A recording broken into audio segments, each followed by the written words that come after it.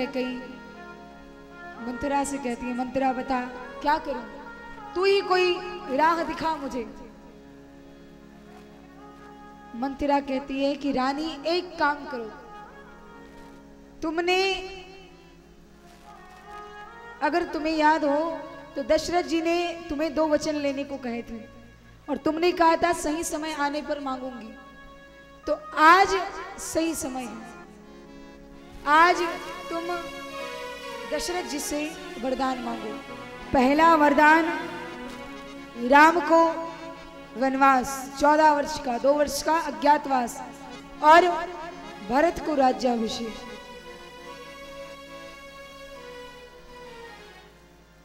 कैकेयी कहती है ठीक है, पर अगर दशरथ जी ने मेरी बात नहीं मानी तो? क्योंकि देखिए ये बात बिल्कुल सही है, इसमें कोई दो मत नहीं कि रघुकुल रीत सदा चली आई, प्राण जाहि पर वचन न जाई, इसमें कोई दो राय नहीं है। लेकिन दशरथ जी के लिए रघुकुल रीत सदा चली आई, वचन जाए, प्राण जाए, सब जाए, पर राम न जाए। सब चला जाए भले कहीं भी, पर राम नहीं जाना चाहिए। तो कैकेयी कहती है अगर राम की बात आई तो दशरथ जी मेरा वचन भी तोड़ सकते हैं, ये नहीं है कि उनके लिए वचन जरूरी है, राम नहीं जरूरी।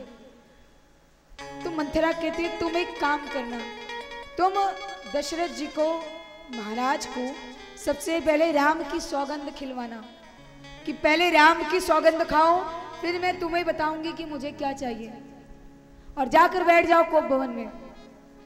तो हम महाराज जैसे गुरु मैया ने कहा, कैकेयी जी चली गई, सारे आभूषण उतार कर, बाल बिखेर कर कोप भवन में बैठ गई।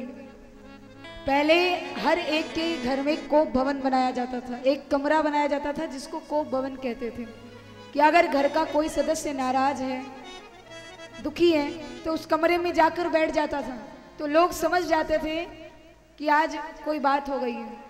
अब तो पूरा घर ही कोप भवन होता है, जिसको देखो कोई इधर मुंह फुलाए, कोई उधर मुंह फुलाए।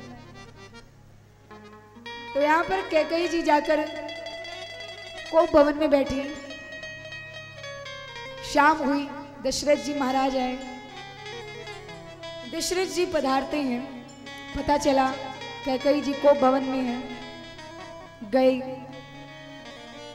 कहा प्रिय क्या हुआ, क्यों बैठी हो यहाँ पर? कैकेयी कुछ बोलती नहीं। आज मानो कैकेयी का हृदय पत्थर हो गया। दशरथ जी इतना पूछते हैं, बोलते हैं, क्या हुआ बताओ, क्या चाहिए, क्या मुझसे कोई भूल हो गई, क्या किसी ने तुम्हें कुछ कहा, या मैंने तुम्हारी कोई बात नहीं मानी, बताओ, मैं क्षमा मांगता हूं, माफ कर दो, पर बोलो मुझसे, कुछ तो कहो। और कैकेयी आज कठोरता की मूर्ति बनकर बैठी है, ना कुछ कहती है ना बोलती है। दशरथ जी बार बार पूछ रहे हैं। अंत में कैकेयी जी कहती हैं कि महाराज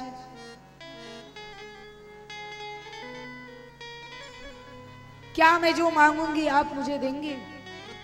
दशरथ जी कहते हैं हाँ, तुम तो मेरी सबसे प्रिय रानी हो, क्यों नहीं दूंगा, जरूर दूंगा, मांगो क्या चाहिए। कौशल्या जी, कैकेयी जी कहती हैं कि ऐसे नहीं, पहले तुम राम की सौगंध खाओ। दशरथ जी कहते हैं मैं कह रहा हूं ना, मैं दूंगा। कैकेयी कहती है नहीं, सौगंध खाओ। दशरथ जी महाराज राम की सौगंध खाते हैं और कैकेयी बोल पड़ी, तापस बेस विदेश उदासी, 14 वर्ष राम वनवासी। 14 वर्ष के लिए राम को वनवास और मेरे भरत को राज्याभिषेक दो, ये 2 वरदान मुझे चाहिए। महाराज जनक जी जैसे ही सुनते हैं कि राम को वनवास, वो भी 14 वर्ष के लिए, जिस राम को एक क्षण भी दशरथ जी अलग नहीं कर सकते, उस राम के वनवास की बात कर रही हैं। दशरथ जी कहते हैं कैकेयी क्या हो गया तुझे, आज तू कैसी बातें कर रही है, राम तो तेरा प्रिय है, क्या तू उसे ऐसे देख पाएगी? कैकेयी कहती है दोगे या नहीं, बस। दशरथ जी कहते हैं कैकेयी तू भरत को राजा बनना देखना चाहती है, मैं भरत को राजा बनाऊंगा, पर राम को वनवास मत भेज, ऐसा पाप मत कर, ऐसा अत्याचार मत कर।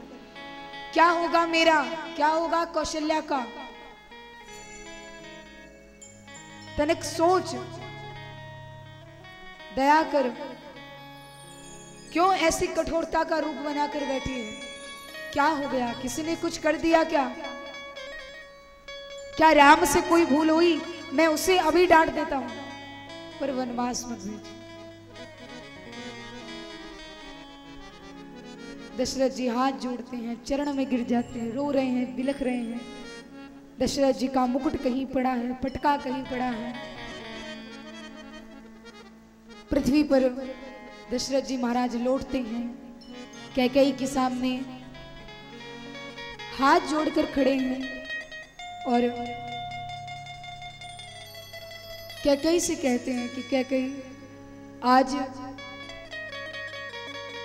तू क्यों इतनी कठोर बन रही है? अगर कोई भूल हुई है राम से, मुझसे, किसी से भी, तो तू बोल, पर वनवास क्यों भेज रही है उसे? उसने क्या किया है? वो तो तेरा प्रिय है, तू क्यों उसे भिजवा रही है? कैकेयी कहती है मैंने कह दिया तो कह दिया, राम को वनवास देना ही पड़ेगा। दशरथ जी हाथ जोड़ते हैं और कहते हैं नहीं देना है तो मत दो, पर आपने राम की सौगंध खाई है, याद रखिएगा। तो यहां पर दशरथ जी भी मजबूर होते हैं और कैकेयी से बार बार कह रहे हैं कि ये हठ, ये जिद छोड़ दे, ऐसा मत कर, अगर ऐसा किया तो मेरे प्राण चले जाएंगे, मैं राम के बिना नहीं रह पाऊंगा। पर कैकेयी अपनी बात पर अडिग रहती है। दशरथ जी कहते हैं ठीक है, पर कैकेयी को इतना डांटा, इतना भरा बुला कहा कि तू तो सर्पनी निकली, जैसे सांप के बच्चे को दूध पिलाकर आदमी पालता पोसता है, तू वही निकली। मैंने तुझे क्या सोचा, तू क्या है? तू बाहर से इतनी ममता लुटाती है, इतना ममत्व दिखाती है, पर अंदर से कोयला भरा है, काला है तेरा मन, पापिनी है तू, तेरे अंदर ममता नहीं, तेरे अंदर दया नहीं, क्रूर है, निर्दयी है। कैकेयी चली गई, राम को बुलाया गया, राम जी आते हैं, बताया गया कि राम ऐसी ऐसी बात है, आपको वन जाना पड़ेगा। माता कैकेयी ने वचन मांगा है,